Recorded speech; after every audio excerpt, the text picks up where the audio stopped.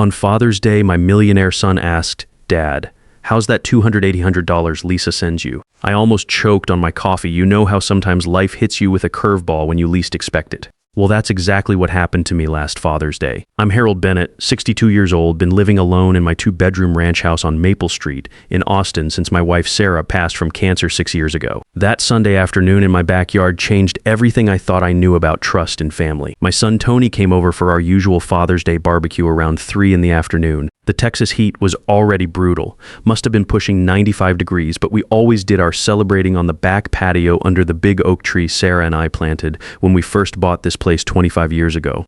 Good kid Tony is. 35 now, works as a software engineer at some tech company downtown in one of those glass towers. Makes decent money, drives a nice Ford F-150, lives in one of those new developments out in Cedar Park with his wife Lisa. They'd been married about 3 years at that point. So there I was, standing over my old Weber grill, flipping burgers and listening to the sizzle, cold Lone Star in my hand, thinking life was pretty good despite everything. The afternoon breeze was carrying the smell of barbecue smoke across the neighborhood, mixing with the scent of Sarah's jasmine vine that still blooms every summer by the back fence. Tony walks up to me, puts his arm around my shoulder like he used to when he was little, and says with that easy smile of his, "Dad, I hope that $2,800 a month is helping out. Lisa's been handling the transfers to make sure you're comfortable." I nearly dropped my spatula right there on the concrete patio. The beer bottle went cold in my hand, and I could feel my heart skip a beat. $200-800? I said, trying to keep my voice steady while my mind started racing. "Son, what exactly are you talking about?" Tony's face went from relaxed to confused real quick, like when you're expecting one thing and get hit with something completely different. His eyebrows scrunched up the way they used to when he was a kid trying to figure out his math homework. "The monthly allowance, Dad. I've been sending it for 8 months now, ever since you mentioned things were getting tight after Mom's medical bills and all." That's when my blood went cold despite the heat radiating off the grill. For the past 8 months, I'd been living like a man on a strict budget, clipping coupons from the Austin American-Statesman every Sunday, buying the generic brands at H-E-B instead of the name stuff I'd always preferred, stretching my Social Security check and that little pension from Mutual Assurance like they were made of elastic. I'd even started eating lunch at the Sunset Valley Senior Center twice a week because the meals were $3.50 arid and filling, and I could get dinner conversations with folks my own age without having to cook for one person every night. "Tony," I said, setting down my beer on the weathered picnic table where we'd eaten hundreds of meals over the years, "I haven't received a single dollar." The look that crossed his face told me everything I needed to know. This wasn't some banking error or mix-up with the mail service. Someone had been taking money that was meant to keep his old man living with dignity. And we both knew exactly who had the access and opportunity to pull something like this off. Lisa appeared on the patio right then, like she had some kind of radar for when her name might come up in conversation. Blonde hair pulled back in one of those messy buns that probably took 20 minutes to make look casual, wearing a designer sundress that probably cost more than my monthly grocery budget, carrying a glass bowl of potato salad and wearing that sweet smile she always put on around me. "Harold, those burgers smell absolutely wonderful. You're such a good cook, better than any restaurant." I looked at her differently that afternoon. Really looked at her for the first time in months. The new Coach purse hanging on the back of her chair. I knew enough about women's accessories from 35 years of marriage to Sarah to recognize quality when I saw it. Probably $400, at least the diamond stud earrings catching the late afternoon sunlight, bigger than the ones she'd worn at Christmas. The fresh manicure with that perfect polish that meant she'd been to one of those fancy nail salons in the Domain. All while her father-in-law had been counting quarters to make sure he could afford ground beef instead of the good steaks. "Lisa," I said, keeping my voice as calm and level as I could manage, like I was discussing the weather or asking about her job. "Tony was just telling me about the monthly money transfers he's been sending my way." Her smile didn't even flicker, didn't miss a beat, didn't show a trace of surprise or confusion. Just that same sweet expression, like she'd been expecting this conversation and had her answer ready. "Oh yes, isn't that wonderful? We just want to make sure you're taken care of. Harold family has to stick together, especially after everything you've been through." That was the exact moment I knew for certain. No surprise in her voice, no questions about what transfers or how much money we were talking about. Just smooth practiced agreement like she'd rehearsed this response in front of her bathroom mirror. Like she'd been preparing for the day someone would ask her about money that should have been coming to me but somehow never made it past her hands. The rest of that barbecue felt like I was watching it happen to someone else. We ate the burgers, talked about Tony's work projects and the heat wave, made small talk about the neighbors and whether the Astros had a shot at the playoffs this year. But underneath it all, my mind was working like it used to back in my auditing days at the insurance company, adding up numbers and timelines and opportunities. $22,400. That's what the math worked out to when I sat down with my calculator later that evening. 8 months times $2,100. Money that was supposed to help me live comfortably in my retirement years.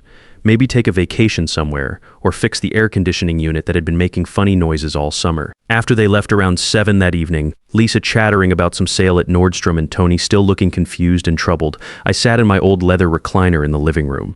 The same chair Sarah and I had picked out at the Gallery Furniture Store 15 years ago, back when we thought we had all the time in the world. The late sunlight was streaming through the front windows, highlighting all the dust motes floating in the air and making the family photos on the mantel glow like they were lit from within.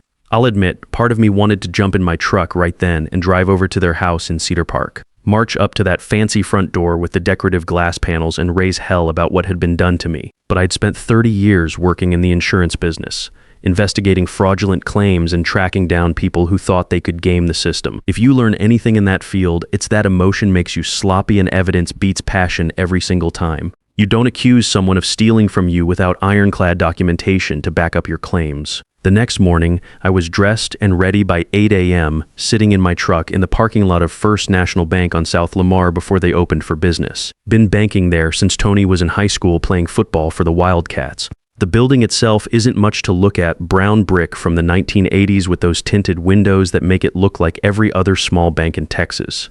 But the people inside had always treated me right. Karen Davis was working the customer service desk when I walked in. I'd known her for probably 10 years, watched her work her way up from teller to account manager. Professional woman in her 40s with short brown hair and the kind of efficient manner that made you trust she knew what she was doing. "Good morning, Harold," she said with a genuine smile as I approached her desk. "How can I help you today?" "Karen, I need to check something and I need you to be thorough about it. Can you verify if there have been any transfers into my accounts from my son's account?" "Anthony Bennett. He says he's been sending me $200 monthly for the past 8 months. She pulled up my account information on her computer screen, and I watched her face carefully as she scrolled through months of transaction history. Her expression shifted from routine professional interest to concern, then to something that looked like sympathy mixed with confusion. "Harold, I'm looking at all your accounts, and I'm sorry to tell you this, but there's nothing here from Anthony. Your only regular deposits have been your Social Security on the 3rd of each month, and that pension payment from Mutual Assurance on the 15th. My hands were shaking slightly when I signed the printed statements she gave me. 3 pages of transactions covering the past 8 months, every deposit and withdrawal documented in black and white. Social Security, pension, a few small cash deposits from odd jobs I'd done for neighbors, but 0 transfers from Tony's account. Not $1 of the $22,400 that should have been there. Walking back to my truck in that bank parking lot, I felt something I hadn't experienced since the day the doctor told us about Sarah's diagnosis. That hollow feeling in your chest when reality shifts under your feet and you realize the world isn't quite what you thought it was. But I also felt something else stirring, something I remembered from my days investigating insurance fraud cases. The quiet anger that comes when you know someone has played you for a fool, combined with the methodical determination to prove it and make them face the consequences. Someone had been stealing from me for 8 months. Someone who sat at my dinner table and called me family. Someone who had looked me in the eye and lied with a smile. Time to find out exactly how they'd done it. That afternoon, I did something I hadn't done since my auditing days at Mutual Assurance. I cleared off the dining room table, the same oak table where Sarah and I had paid bills for 20 years, and spread out every bank statement, receipt, and financial document I could find. The afternoon light coming through the lace curtains made everything look official, like I was back in my office on the 12th floor downtown, piecing together insurance fraud cases. I called Rick Martinez, the chief accountant at Tony's company. Rick and I had met several times over the years at company barbecues and Christmas parties. Solid guy in his 50s, the kind of man who wore pressed shirts even on weekends and kept his word when he gave it. More importantly, he'd worked in financial services long enough to understand what numbers could tell you about people's behavior. "Rick, I need a favor, and I need you to keep this between us for now," I said, pacing around my kitchen with the cordless phone. "Can you verify if my son has been making monthly transfers to someone named Harold Bennett? I'm talking $200 and $800 a month for the past 8 months. There was a pause on the other end of the line. I could hear papers shuffling in the background and the faint sound of office noise, phones ringing, keyboards clicking. The background hum of a busy workplace. Harold, you know I can't give you specific account details, Rick said carefully, but I can tell you this much. Yes, those transfers have been going out like clockwork. Same day every month, 15th. Automated transfer. But Harold, if you're not receiving them, then someone else is. I finished for him. I'll pull what records I can legally share with you tomorrow, Rick said, and I could hear the concern creeping into his voice. This doesn't sound right at all. The next morning, Rick met me at Jim's restaurant on South Lamar, the kind of old-school diner where the coffee is strong and the waitresses have worked the same shift for 15 years. We sat in a corner booth with red vinyl seats that had probably been there since the Carter administration.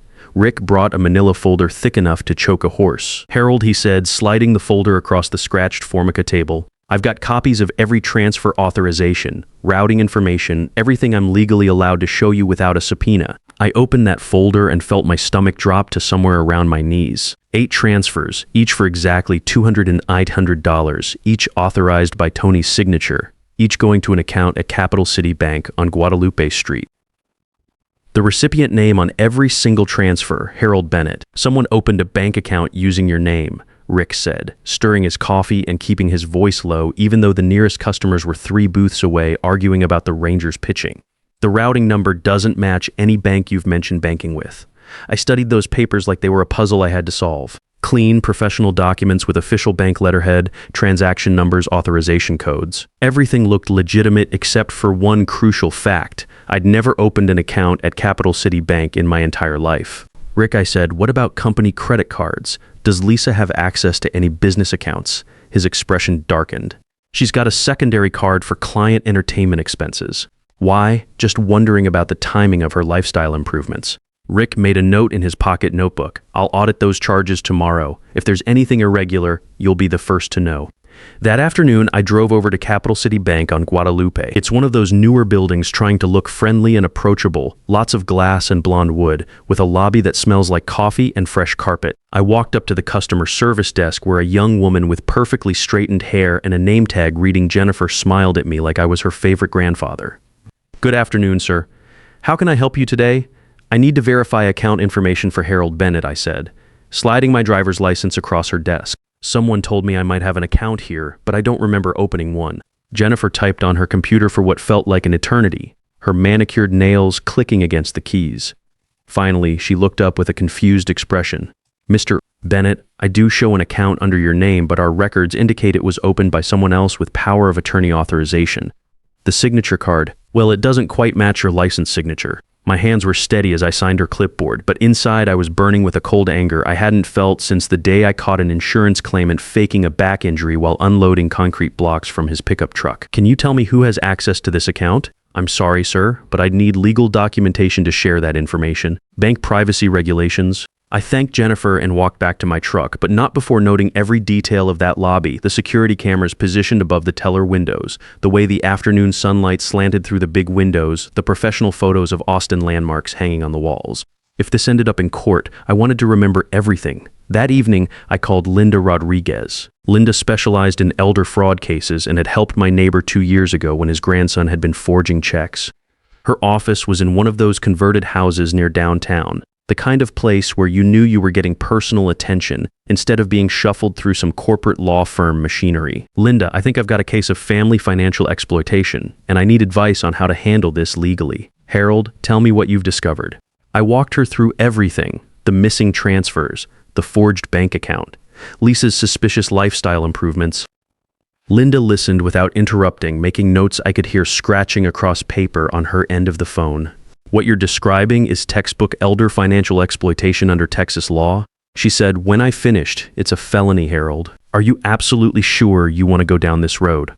Family cases can get messy. Linda, she stole $22,400 from me while I was eating government cheese and shopping with coupons. She made me live like a pauper while she got spa treatments with my money. Yeah, I'm sure. Then here's what we're going to do. First, document everything. I mean everything. Every conversation, every transaction, every time she visits your house. Second, we're going to set up a situation where she has the opportunity to lie to multiple witnesses. Third, we're going to let her hang herself with her own words. The plan Linda outlined was elegant in its simplicity. We would create a situation where Lisa would be forced to either tell the truth or commit perjury in front of witnesses. We'd use her greed against her, make her think there was even more money available if she could just maintain the deception a little longer. Family fraud cases are won by patience and documentation, Linda explained. Emotional confrontations just give them the opportunity to claim you're confused or mentally unstable. But if we can get her to lie under controlled circumstances, with witnesses present, she'll convict herself. I finished. Exactly. Can you think of any upcoming family gathering where we might set this up? I could think of one. Father's Day was coming up in 2 weeks. Time enough to plan this properly. Linda, what do you know about inheritance law? She laughed, a sound that told me she'd been down this road before. Harold, are you thinking about some fictional inheritance that might suddenly come to light? Just hypothetically speaking. Hypothetically, if someone thought they might benefit from convincing you to change your will, they might be very interested in maintaining good relationships. They might even be willing to take some significant risks to appear trustworthy and caring. I hung up that phone feeling something I hadn't experienced in months. Not just anger at being stolen from, but the intellectual satisfaction of a plan coming together. Lisa thought she was smarter than the old man, thought she could manipulate me with smiles and small talk while she robbed me blind. She was about to learn that 30 years of investigating insurance fraud had taught me a few things about setting traps for people who thought they were too clever to get caught. The next morning, I started making phone calls. Time to organize a Father's Day barbecue that Lisa would never forget. The Father's Day barbecue was set for Saturday afternoon, 2 weeks after my discovery. I'd spent those weeks preparing like I was planning a military operation. Called Tony to suggest we make it bigger this year. Maybe invite Lisa's parents over from Round Rock. I want to get to know her family better. I told him, especially since I've been thinking about some changes to my will. That last part wasn't entirely a lie. I had been thinking about my will, specifically about how to make sure someone who'd stolen from me would never see a dime of what I'd worked 30 years to save. Lisa's parents, Robert and Margaret Thompson, arrived first around 2 p.m. in their sensible Toyota Camry. Salt of the earth folks, he was a retired electrician. She'd taught 3rd grade for 35 years at Cedar Creek Elementary. The kind of people who paid their bills on time and never took anything that didn't belong to them. Looking at them, I felt a stab of sadness knowing their daughter had turned out so different. I fired up the grill around 3, the same ritual I'd performed hundreds of times before. But this time I had Linda Rodriguez's small digital recorder tucked in my shirt pocket, the kind she'd told me was legal to use in Texas, as long as one party to the conversation knew about it. That would be me. Lisa arrived at 3:30 wearing white jeans and a silk blouse that probably cost more than my monthly electric bill. She'd brought a fruit salad in a crystal bowl, the kind of contribution that looks thoughtful but requires minimal effort. Tony followed behind carrying a case of Shiner Bock and looking relaxed like a man without a care in the world. After we'd eaten brisket that had been smoking since dawn, potato salad, corn on the cob, all the usual suspects, I stood up like I was going to make a toast. The late afternoon sun was filtering through the oak leaves, casting moving shadows across our faces around the picnic table. I want to thank y'all for being here today. I began feeling that familiar nervous energy I used to get before presenting evidence in an insurance case. Family means everything to me, especially since Sarah passed. That's why I've been doing some thinking about the future. Lisa set down her fork and I caught the subtle shift in her posture. The way she leaned forward slightly, like an animal catching an interesting scent. The thing is, I continued, I got some unexpected news last week. Turns out Sarah's life insurance company made an error in their original settlement. Took them 6 years to figure it out, but they're cutting me a check for $85,000 in additional benefits. The silence around that table was so complete you could hear the neighbor's sprinkler system cycling on 2 yards over. Lisa's eyes had gone wide and I could practically see the dollar signs reflecting in them. That's wonderful news, Harold, she said, her voice smooth as honey. I'm sure Sarah would want you to enjoy that money. Well, that's what I wanted to talk about, I said, pulling out my laptop, a skill I'd learned watching YouTube videos during the long evenings alone. See, Tony's been so generous, sending me money every month. Lisa's been handling all that, making sure I get every penny. Tony smiled, still clueless. Just taking care of you, Dad, right? So I thought I'd show everyone the bank statements, just to be transparent about how we're handling family finances before I decide what to do with this inheritance money. I connected the laptop to the small TV I'd wheeled out onto the patio, another technical skill acquired through necessity. Up came my bank statements, 8 months of transactions displayed in black and white for everyone to see. As you can see here, I said, pointing at the screen with a wooden spoon like it was a pointer, there are my Social Security deposits, my pension from Mutual Assurance, a few small deposits from odd jobs for the neighbors, and I let the pause stretch like a fishing line. That's it. No transfers from Tony. The only sound was the air conditioning unit humming in the background and someone's lawnmower 3 houses down. Lisa's face had gone the color of skim milk. Tony stared at the screen like it might change if he looked hard enough, then turned to his wife. "Lisa, what's going on here?" That's when I played my trump card. I pulled out the folder Rick had prepared, thick with documents and transaction records. The money went somewhere, though. Account opened under my name at Capital City Bank, but with a forged signature. Someone who had access to my personal information through family connections. Lisa's mother gasped, a small sound that cut through the afternoon air like a blade. Her father set down his beer and leaned forward, his weathered electrician's hands flat on the table. "I can explain," Lisa stammered, but her voice was shaking now like a leaf in a thunderstorm. "Please do," I said, feeling calmer than I had in weeks. "Explain how $22,400 of my money ended up in your account while I was eating at the senior center to save on grocery money." What happened next was exactly what Linda Rodriguez had prepared me for. Lisa broke down completely, tears streaming down her face, stammering about how she'd only borrowed the money and was going to pay it back. All the classic moves of someone caught red-handed with their fingers in the cookie jar. Her parents looked like they'd been hit by lightning. Margaret Thompson's hands were shaking as she reached for her daughter, and Robert just sat there staring at Lisa like he'd never seen her before in his life. Tony didn't say a word to his wife. He just stood up, walked over to me, and put his hand on my shoulder. "Dad, I'm so sorry. I had no idea." His voice was quiet, but I could hear the anger building underneath like pressure in a boiler. "I know you didn't, son," I said, "but now you do." Lisa's parents offered to help pay me back on the spot, bless their hearts, but I told them this wasn't their responsibility. Their daughter was 32 years old, plenty old enough to face the consequences of her choices. The legal process took longer than I'd expected, about 8 weeks from start to finish. Linda Rodriguez filed charges for elder financial exploitation, identity theft, and bank fraud. Turns out Lisa had also been using Tony's company credit card for personal expenses, spa treatments at the Four Seasons, shopping sprees at the Domain, weekend trips to San Antonio. Over $8,000 in unauthorized charges on top of the stolen transfers. The Travis County Courthouse on 11th Street isn't much to look at from the outside, brown brick and concrete that's seen better days, but inside that courtroom, justice felt real and solid. Lisa showed up for her plea hearing, wearing a conservative black dress, hair pulled back, trying to look repentant. Her lawyer painted her as a confused young woman who'd made poor financial decisions.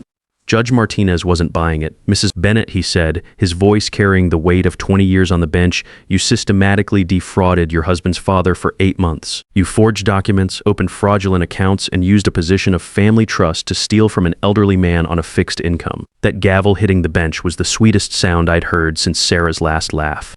Lisa was ordered to pay full restitution of $22,400 plus $5,600 in penalties and court costs. 200 hours of community service at senior centers around Austin, and a 5-year prohibition on accessing any accounts belonging to Tony or me. Tony filed for divorce 2 weeks later. Once he started digging into their finances, he found credit card debt. Lisa had hidden online shopping accounts he'd never known about, and a pattern of financial deception that went back to before they were married. The months that followed were some of the best I'd had since losing Sarah. Tony moved back home temporarily while he sorted out his life, and we fell back into our old rhythms. Evening conversations on the back patio, weekend trips to Home Depot for house projects, Sunday afternoon football with cold beer, and Sarah's famous chili recipe that I'd finally learned to make properly. Tony's doing well now. He bought a modest house in South Austin, closer to my neighborhood, and comes by every Sunday for barbecue.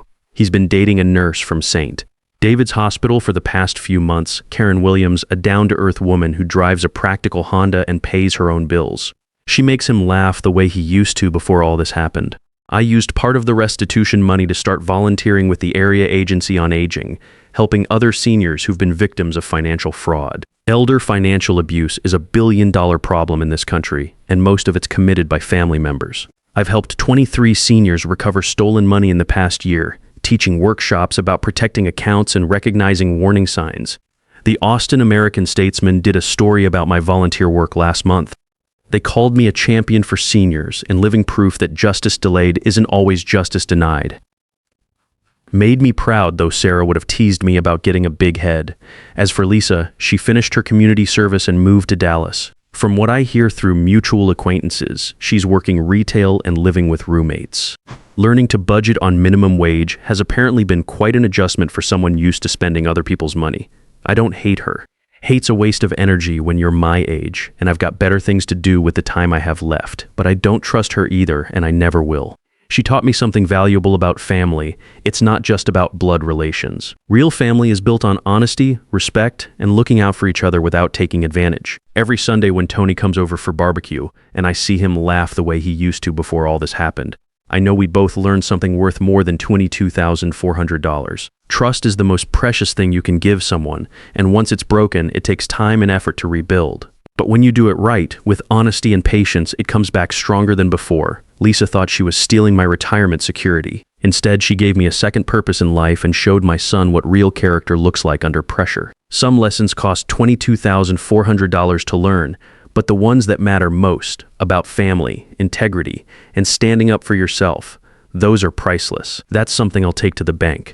If you're out there listening and someone in your family is taking advantage of you financially, don't stay quiet about it. Get help, document everything, and remember, you're tougher than you think. Justice might take time, but it's worth the wait. The best revenge isn't getting even, it's proving that integrity and truth are stronger than lies and greed. When someone tries to steal your dignity along with your money, show them that neither one was ever really theirs to take.